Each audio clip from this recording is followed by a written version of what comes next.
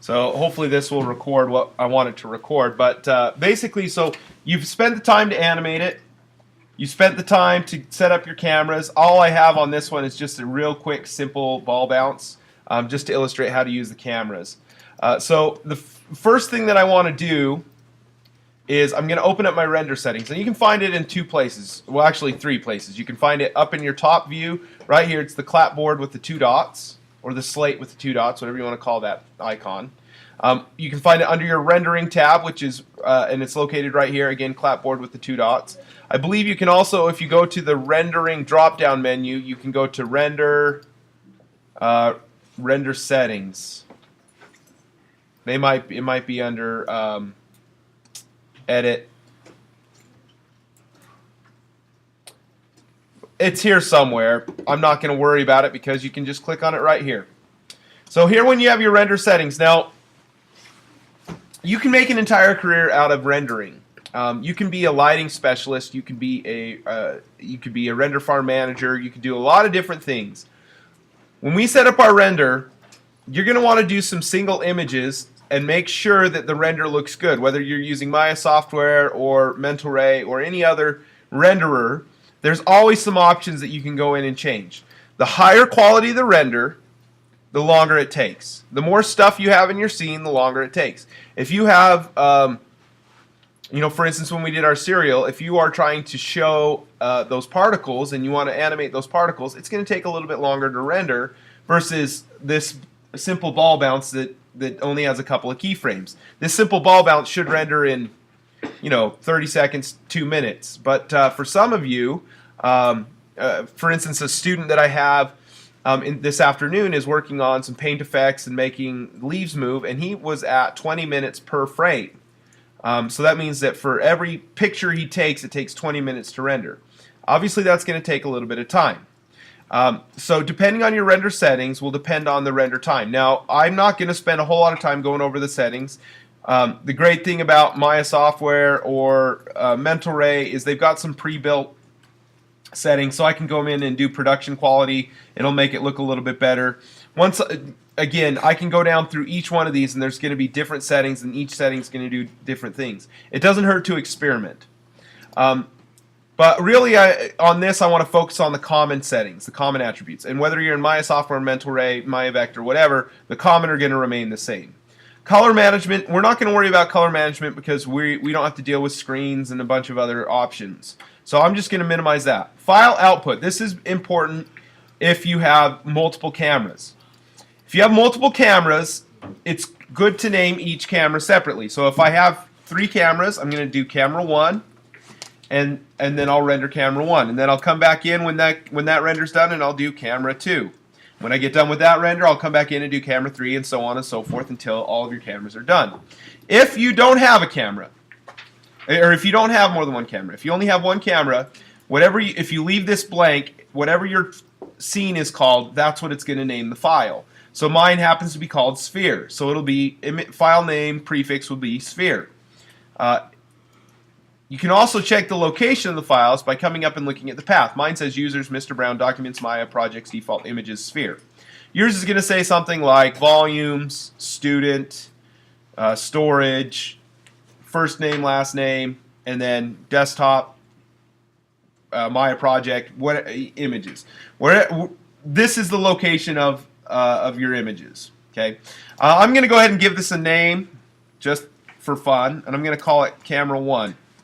Next, where it says image format, I'm going to drop down, and I want to choose JPEG. You can feel free to use a alias pix, but it's not going to make you very happy. You can use PNGs, IFFs, PSDs. The reason I use JPEGs, even though they're not the highest quality, when compiling the files, JPEGs have a tendency to seem like they work most consistently. PNGs, from time to time I'll have PNGs and I'll render out PNGs, and they'll leave me with some transparency, which could be good if you're wanting to put, say, a ball bounce in a live action scene, but not so good if you've created the background and everything else. Next, where it says frame/animation, you're going to want to drop down, and trust me on this, choose name.number.extension. You can use other formats, but name.number.extension will ensure that fcheck recognizes your files as a file sequence. So name.number.extension. Frame padding, in the newer versions of Maya, it's updated it to 4. I'm going to put it to 0 because if you look at the file name where it says camera1.0001, if I go to frame padding and I make frame padding 0, now it's camera1.1.jpg. That's the format I want it in. Next is frame range. If camera 1 starts on frame 1 and ends on frame 24, that's what you're going to put. Start frame 1, end frame 24. If your camera 2 starts on frame 25 and goes to frame 600, you can do frame 25 to frame 600. And then if your camera 3 is 601 to 800, you would do 601 to 800. That way, it's going to allow you to only render out the sections that you want. Continuing on down the list, we have renderable camera. I'm going to choose Purse because that's the only camera I have. You could perhaps have camera 1, camera 2, camera 3, or if you've renamed them, that's what they're going to show up as. Presets. In Maya 2014, the default is HD 540. In 2013-2012, it's 640 by 480. If you want, you can up the number of pixels to HD 720. This doesn't necessarily mean it's going to look better, it just has more pixels. So HD 720, you can also do a custom, for whatever reason, you can do a 4K square.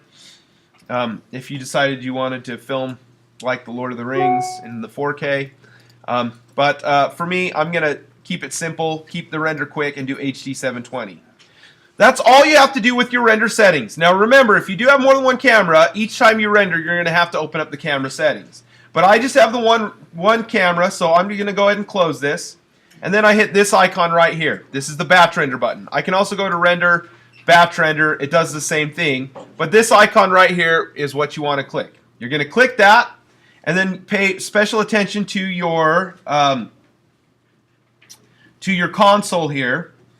And it's going to tell you each camera. Now mine went quick because I only had 24 frames and I didn't really have a whole lot going on. Yours might take as long as an hour or two, or depending on, you could be like one of my students and have a 30-minute render per frame. 30 minutes per frame, 24 frames is going to be 12 hours. Okay. Otherwise, just watch this. When it says rendering complete, you're done. And as far as that's concerned, my rendering's done. I'm ready to move on to the next step. And the next step is the same as what we did with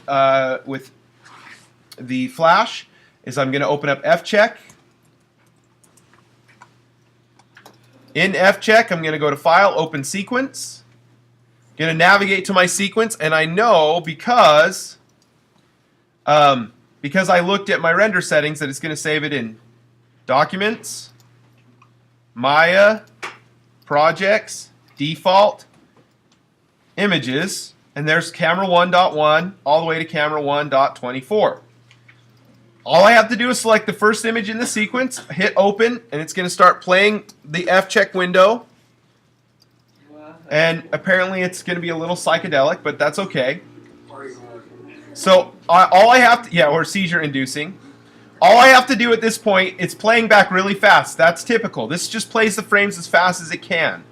You're going to go File, Save as a Movie. Give it a name and a location that you can find it. I'm going to call this Movie. I'm going to save it right on my desktop.